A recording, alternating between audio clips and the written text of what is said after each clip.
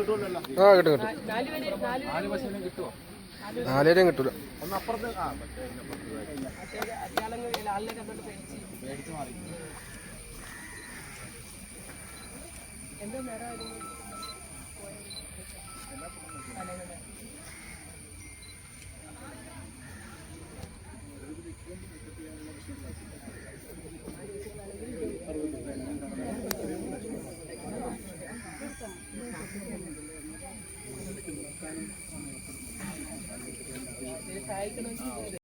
കാര്യങ്ങൾ പറയാതെ പോകുന്നത് ശരിയല്ല എന്നുള്ളതുകൊണ്ട് മാഡം മറ്റു കാര്യങ്ങളെല്ലാം വളരെ വിശദമായി സംസാരിക്കുന്നുള്ളതുകൊണ്ട് നമ്മുടെ ഈ ചടങ്ങ് കഴിഞ്ഞ് പടത്തിന് പറയാൻ തിരിച്ചു പോകേണ്ട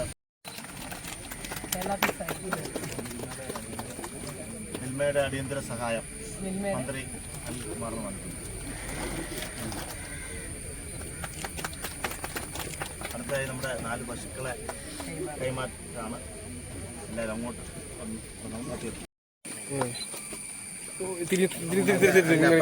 അപ്പുറം അവിടെ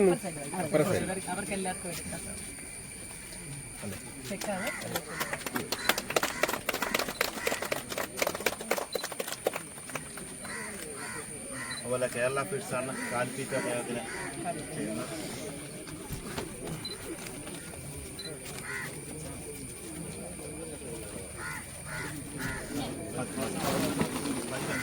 നമ്മുടെയൊക്കെ മനസ്സ് അങ്ങേയറ്റം വേദനിക്കും. പ്രത്യേകിച്ചും ജീവിതമാർഗം നിലച്ച് ഇനി എന്ത് എന്ന് കരുതി നിൽക്കുന്ന ഒരു ക്ഷീര കർഷകൻ്റെ മുന്നിൽ ആശ്വാസമായി എത്തുക എന്നുള്ളതാണ് സർക്കാരിൻ്റെ ഉത്തരവാദിത്വം എന്ന തിരിച്ചറിവ് നിന്നുകൊണ്ട് തന്നെയാണ് ഞങ്ങൾ എത്രയും പെട്ടെന്ന് തൊട്ടടുത്ത ദിവസം ഇന്നലെ വാർത്ത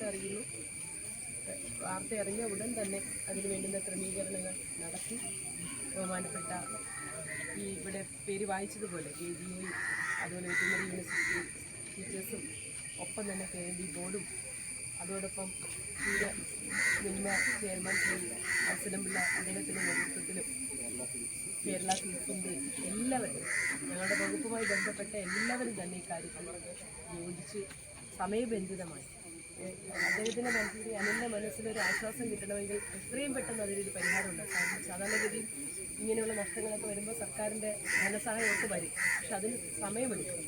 അത്രയും സമയം വിഷമിക്കുന്ന അല്ലെങ്കിൽ നിരാശപ്പെടുന്ന ഒരു മാനസികാവസ്ഥയിലേക്ക് അദ്ദേഹത്തെ തള്ളിയിടാതിരിക്കുക എന്നത് കൊണ്ടാണ് എത്രയും പെട്ടെന്ന് തന്നെ ഞങ്ങൾ ലഭ്യമായ സഹായങ്ങളുമായി ഇവിടെ ഓടിയെത്തിയത്.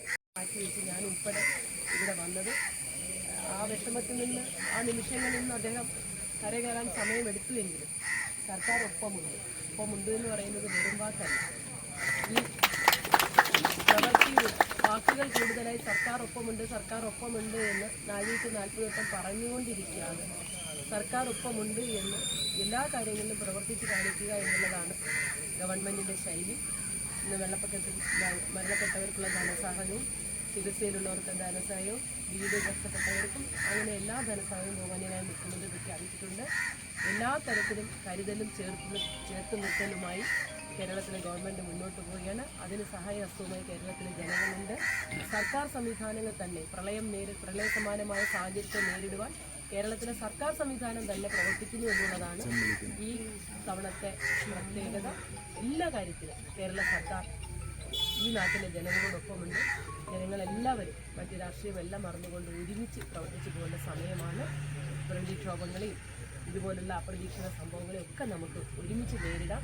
പ്രിയപ്പെട്ട അനിലിന് നാളെ മുതൽ നല്ല ഇനം പശുക്കളാണ്, 2 എണ്ണം പ്രഗ്നൻ്റാണ്.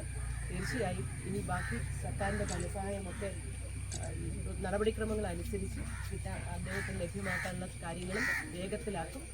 എന്തായാലും ഈ സമയത്ത് സഹകരിച്ച എല്ലാ പ്രിയപ്പെട്ടവരോടും സംസ്ഥാന സർക്കാരിന് വേണ്ടി കൃത്യത അർപ്പിക്കും.